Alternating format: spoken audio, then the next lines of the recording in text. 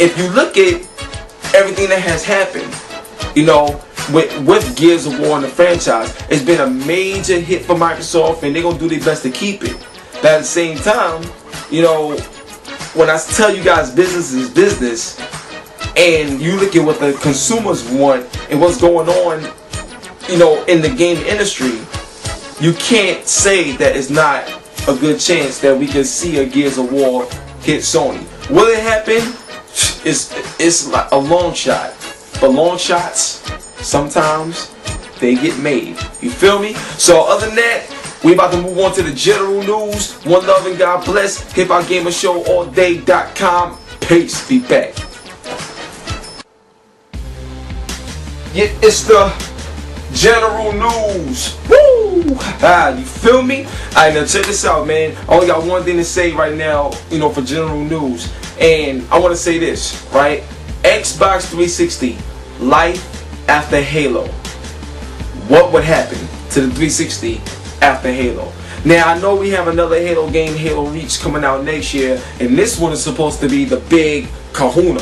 Alright, this will be the big smackdown jump off, and I can't wait for it.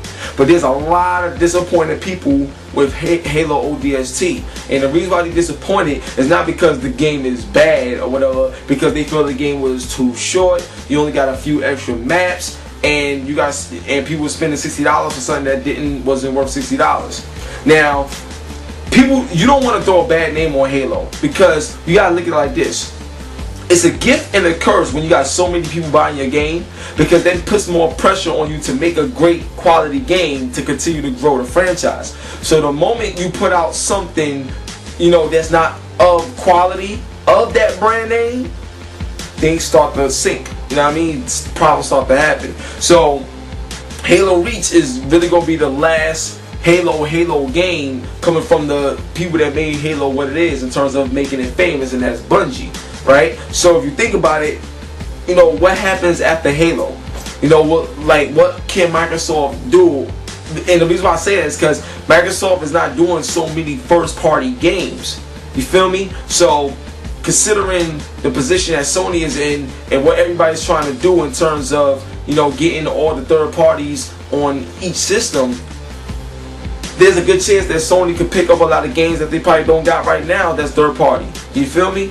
And if that's the case, what is Microsoft left with? Microsoft is at a situation right now where they can't only focus on third parties to keep their system afloat.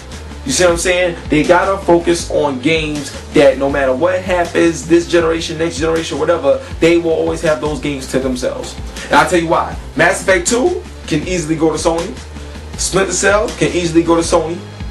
You know what I mean? So when you think about it like that, you know, Microsoft needs some major things that they can call their own. And life after Halo, if that don't happen, Xbox may be in a very, very bad position in the future if they don't act now. So please leave your comments. Let me know what you think of that whole statement. But overall, Halo is still going to be big. And Xbox, the brand name alone, is embedded in people's heads and houses as gamers. So they always going to be successful. They always going to be alright. But in terms of always being number one, that can easily change. You feel me? So one love and God bless. We about to move into the game review of the day. The game review of the day is King of Fighters 12. This game is fire. I gave it an 8.5 out of 10. This game is so hot. It's really hot. I really want you guys to look at this review. It's very cool. You're going to want to pick this game up. Alright? King of Fighters 12. Alright? I'm telling you, it's crazy. And also, we're going to get into the gamers in the street. Now, I want to give a shout out to my man Snake 00. Snake 00 is the guest on Gamers in the Street this week, and he also represents someone that you guys may know a lot, and that's the DLB network. So I still didn't speak to DLB, never spoke to this dude, you know, whatever, but shout out to DLB and Snake 00. He's going to be coming up after the game review. Then when I come back, we're going to do the hip-hop RSS, and it's going to be gangsta after that. It's going to be done. Alright, so make sure you continue to support. Also watch the game review battles right below with me and my man Swift tag teaming against G4 and game trailers. 50 Cent, Blood on the Sand. Yo, I got tons of stuff coming, man, so stay tuned. Be right back. Peace. Yo, it's the Hip Hop Gamer Show. You already know what it is, and we taking a look at King of Fighters 12, baby. And I'm telling you, this game is fire. I mean, like, ridiculously fire, okay? Now, we're gonna start out with the graphics, right? Now, the graphics is very, very colorful. Very colorful. The colors pop out. It looks alive. It's incredible, especially for a 2D fighter. It looks incredible. It's very sharp looking. The edges, everything is solid. So just let you guys know, you're getting a beautiful looking game. Also, the lighting is incredible for a 2D game. Like, the lighting is incredible. I mean, you can even see like the shadows on the ground in the background. It looks incredible in terms of the lighting. And I just got my butt beat. Also, the most thing about the graphics that look amazing is the actual animations. The detail in the animations is so detailed that you can literally see every single move you pull off, like, as it's happening. It's like, I'm not sure how they did it with the frame rate or whatever, but every move you can literally see you pulling it off. Every little thing. And I think that's very important. So in terms of the graphics, this game is more than just solid. It is definitely a clear looking game. Now, to the gameplay is incredibly deep. It's a deep fighting system. And I'm gonna tell you why. The way they set the buttons, like, you see that little block I just did? That little thing like that? That right there is like an L counter, but you can do it whenever you want to do it. Another thing is you can run to your opponent and you can run and roll. You can back up and roll and evade and dodge. All these things. It's so easy to do. So in terms of this game being such a deep fighting system, it's very deep. And there's a ton of moves. And that's incredible. Another thing about this game that's really great is that if you're not used to playing King of Fighters, if you're not used to playing King of Fighters, you can easily pause the game and go to your command list, like a lot of fighting games do, and check out your moves. So you have this option to do that. All right, so that's really cool.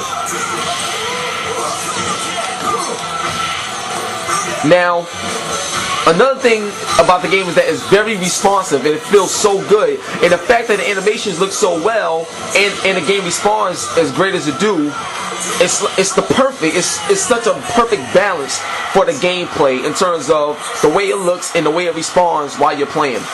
Another thing about the game that's great is having the option to have 3-on-3 fights like you're seeing right now. Similar to Capcom SNK, you can have 3-on-3 or your traditional 1-on-1, and 3-on-3 is just insane. It's so much fun.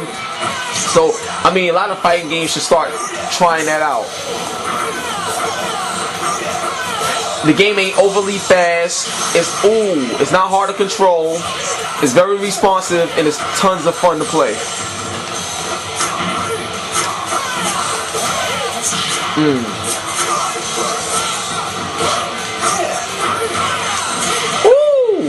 nice. Now, in terms of the evading techniques, the command list, 3-on-3 matches, the great balance, the game being very responsive, it's a deep fighting game. The gameplay is great, you guys. The gameplay is incredibly great. And there's a lot of characters you can choose from. So, right now, you know, because I'm playing arcade mode, I'm moving up, so you can switch who you want to lead off and everything. And that's real cool, because depending on who you're fighting, you may want to start with Andy Bogard instead of Kim, like, or however you decide to do it, depending on who your opponents are. So that option right there is really good for the game. Now, let's go down to the sound.